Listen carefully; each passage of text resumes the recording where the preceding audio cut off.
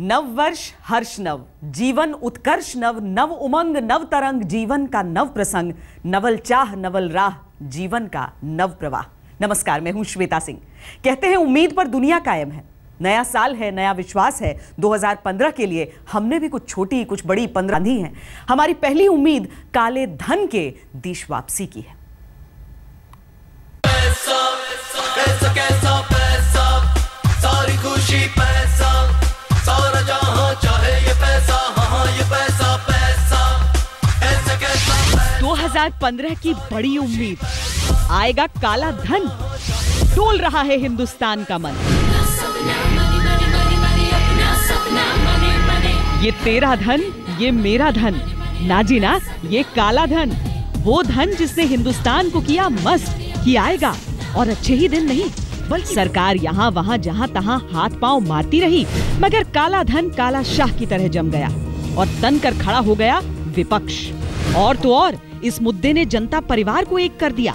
बरसों से बिखरे पड़े कुनबे, अलग अलग झंडे एक हो गए इसी बहाने। नरेंद्र मोदी ने कहा कि भाई और बहनों,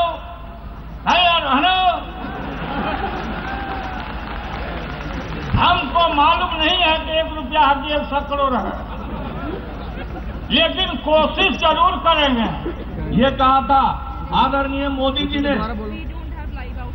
राष्ट्रीय अध्यक्ष भाजपा के हैं श्री राजनाथ सिंह, उन्होंने तो कहा कि 100 दिन के अंदर वापिस आ जाएं।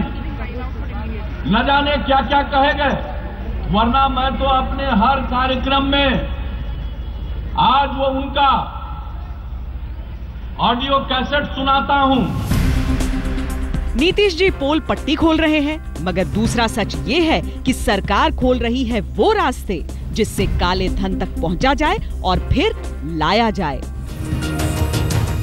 फिलहाल स्थिति ये है कि काले धन कुबेरों की लिस्ट सरकार ने सुप्रीम कोर्ट को सौंप दी है। इसकी एसआईटी जांच कर रही है।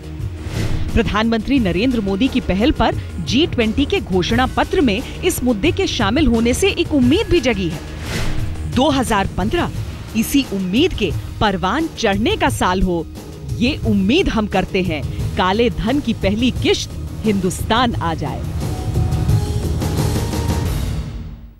आतंक के दंश से दुनिया कराह रही है। वो देश भी जो उसे पनाह देते हैं। 2015 की एक प्रबल उम्मीद है आतंक मुक्त देश, आतंक मुक्त दुनिया। यह मुमकिन है अगर कथनी करनी में तालमेल बैठ जाए, दुनिया एकजुट हो जाए।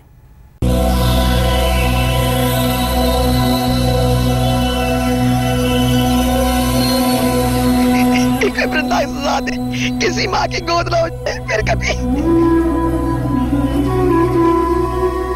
मेरा बस चले, मैं इनके बड़ा होकर इंशाल्लाह मैं इनकी दुनिया तबाह कर दूंगा, इनकी क्या नस्लें तबाह कर दूंगा, इनको छोड़ूंगा। मजहबी पागलपन जब दिल और दिमाग के सभी बंधनों को तोड़ देता है, तब बंदूकें सिर्फ गोलियां बरसाती हैं। उसके लिए एक मासूम बच्चा और जंगली भेड़िया अलग नहीं होते।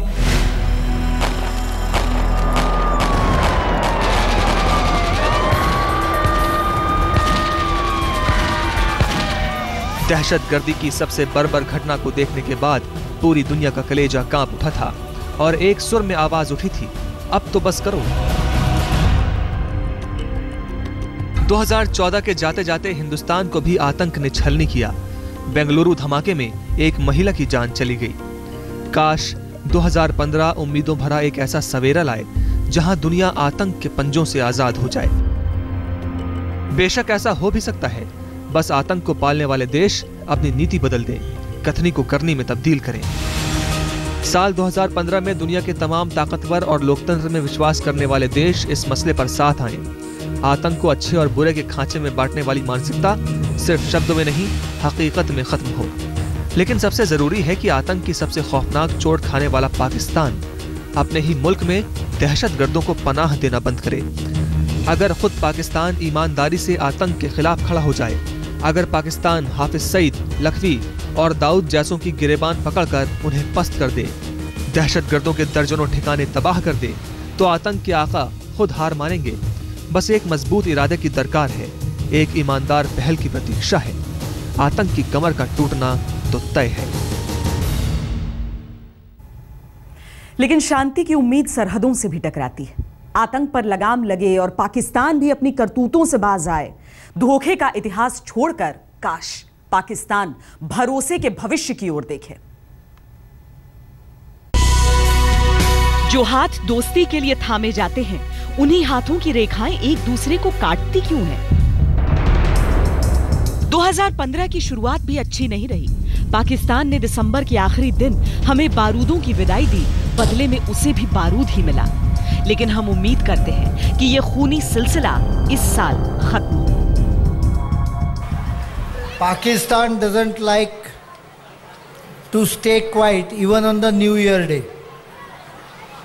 रात को 12:30 बजे भी फायरिंग चालू कर दी और doesn't seems to learn lessons. हम चाहते हैं कि 2015 भारत पाक रिश्तों का नया साल बने, एक ऐसा वर्ष जिसमें दुश्मनी के तमाम पिछले वर्ष गुम होते चले जाएं। सीमा पर संगीनों के साए अमन की धूप में खत्म हो जाए, कुछ बात चले कुछ बात बने, एक ही मुल्क के दो हिस्सों में कोई नया संवाद चले। बात विकास की हो, बात व्यापार की हो, बात आवाजाही मेल मुलाकातों की हो, बात क्रिकेट और हॉकी के मैदान पर हो, हाथ कुश्ती के अखाड़ों में मिले। भारत को पाकिस्तान जाते हुए सोचना न पड़े, पाकिस्तान को भारत आते हुए पीछे पलट कर देखना न पड़े। सीमा की रेखाएं सौहार्द की ऊष्मा में पिघल जाएं। एक नई शुरुआत हो जहां पिछली तमाम अदावतें भुला दी जाएं। ये कोई खाम ख्याली नहीं, खूबसूरत सी उम्मीद है। इसे हकीकत की जमीन पर उतारना, एक नए रिश्ते में तब्दील करना बखूबी मुमकिन है। बस दोनों मुल्कों को एक नई सोच के साथ चलना होगा। एक कदम पाकिस्तान चलेगा तो दो भारत को बढ़ाना होगा। उम्मीद शांति की है तो समृद्धि की भी, उन अच्छे दिनों की भी जो आज 2014 से लगी हुई है। महंगाई काबू में रहे, रुपया मजबूत हो, शेयर बाजार प्रसन्न रहे।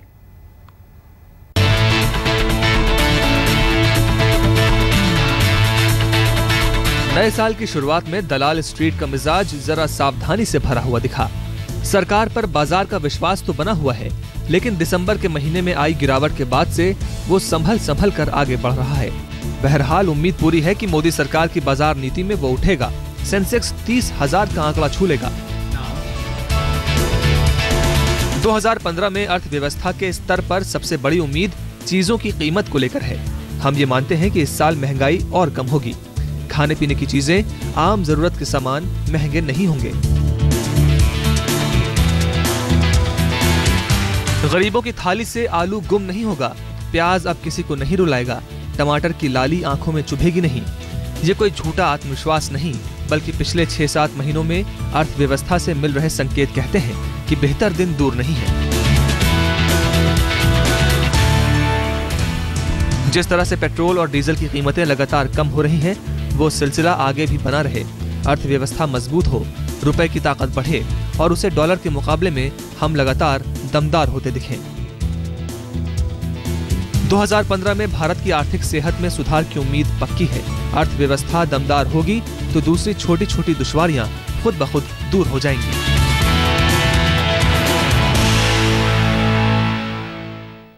एक और आस हम 2015 से बांध रहे हैं। आशा एक ऐसे हिंदुस्तान की जहां महिलाएं, लड़कियां, बच्चियां बेखौफ सांस ले सकें, जहां अपराधियों में कानून का खौफ हो, जहां नारी का सम्मान हो।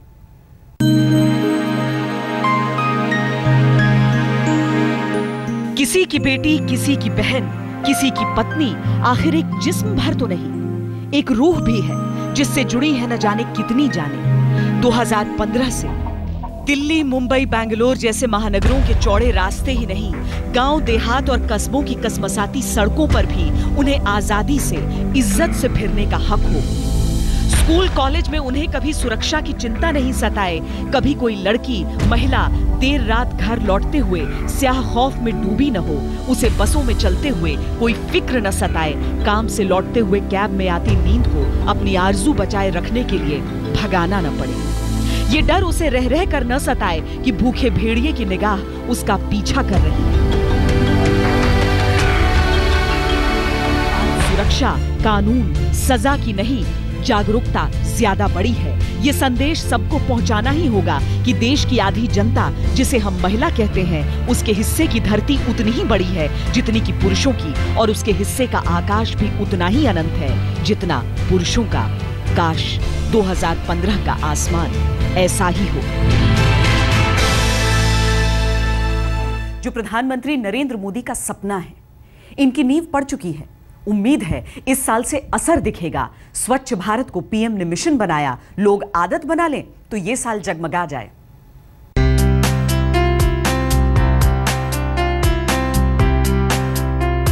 सरकार की चाहत, स्वच्छ बने भारत। मैं शपथ लेता हूं कि स्वच्छता के प्रति सजग रहूंगा। उम्मीद कहिए, आशा कहिए, विश्वास कहिए, दिल चाहे तो कुछ और कहिए, मगर देश के प्रधानमंत्री की एक ही चाहत है कि स्वच्छ बने भारत। 2 अक्टूबर 2014 को इस महत्वाकांक्षी अभियान की शुरुआत के बाद से वो पीछे मुड़कर नहीं देख रहे हैं। जब भी मौका मिलता है झाड़ू उठा लेते हैं। अभी हाल ही में बनारस दौरे के दौरान वो 80 घाट गए थे सफाई कार्यों का जायजा लेने, मगर लौटते वक्त जगन्नाथ मंदिर के पास उन्हें गंदगी दिखी तो झाड़ू उठा ली। संदेश साफ है। आज गंदगी के कारण एवरेज एक गरीब को 7,000 रुपया दवाई का खर्चा आता है। अगर हम स्वच्छता कर लें तो गरीब का 7,000 रुपया बच जाता है। 3 लोगों का परिवार है तो 21,000 रुपया बच जाता है। इस स्वच्छता का कार्यक्रम एक बहुत बड़ा अर्थकारण भी उसके साथ जुड़ा हुआ है। प्रधानमंत्री के इस मिशन पर चाहे अनचाहे भाजपा के नेताओं और भाजपा की राज्य सरकारों को लगना ही पड़ा है, मगर अब तो उत्तर प्रदेश जैसे राज्यों को भी लगना पड़ा है, जहां धुर विरोधी सरकार है। और आज हम देख रहे हैं कि सफाई के कारण जो घाट कभी मिट्टी के ढेर थे, वो अपने पुराने सौंदर्य के साथ मां गंगा के सामने प्रस्तुत है। यूं तो ये सदा सर्वदा चलने वाला मिशन है, सफाई को एक दिन का काम नहीं, मगर 2015 में आपकी, हमारी, हम सबको ये उम्मीद जरूर होगी कि फर्क नजर आने लगेगा, खासकर सार्वजनिक जगहों पर जहां अब भी बुरा हाल है। मॉल चमकदार हैं, मगर प्लेटफॉर्म अब भी गंदगी और गलीज से भरे। ऐसे ही सरकारी अस्पतालों से लेकर तमाम सार्वजनिक जगहों का बुरा हाल है। अच्छी बात यह है कि धीरे धीरे ही सही लोगों को सफाई की चिंता सताने लगी है, या कम से कम इस पर चिंतन शुरू हो गया है। मनन होगा तो चमन में चमक भी आएगी। तो 2015 सफाई और स्वच्छता की उम्मीदों का भी साल है।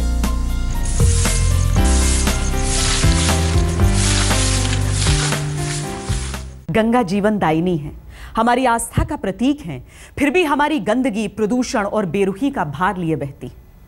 पीएम ने गंगा सफाई का प्रण लिया था। 2015 उस प्रण की परीक्षा है।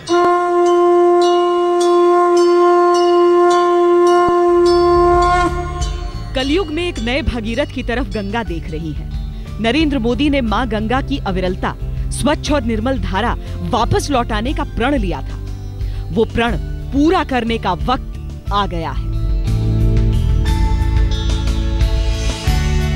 नरेंद्र मोदी 2 महीने पहले जब वाराणसी गए थे तो गंगा को स्वच्छ बनाने की अपनी मुहिम में बाकायदा श्रमदान किया था।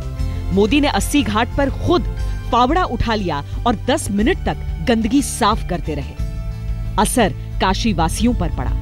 मोदी ने सबको प्रण दिलाया कि महीने भर में घाटों की सफाई हो जाएगी। बनारस ने जो कहा वो निभाया भी। 80 घाट चमचमाने लगा। मोदी ने इसका श्रेय काशी वासियों को दिया। नवंबर में जब मैं आया था तो मैंने यहाँ पर श्रमानुभव का कार्यक्रम प्रारंभ किया था, लेकिन बाद में लोगों ने, सामाजिक संस्थाओं ने, नगर निगम ने, सरकार ने इसे एक महत्वपूर्ण कार्यक्रम माना और आज हम देख रहे हैं कि सफाई के कारण जो घाट कभी मिट्टी के ढेर थे, वो अपने पुराने सौंदर्य के साथ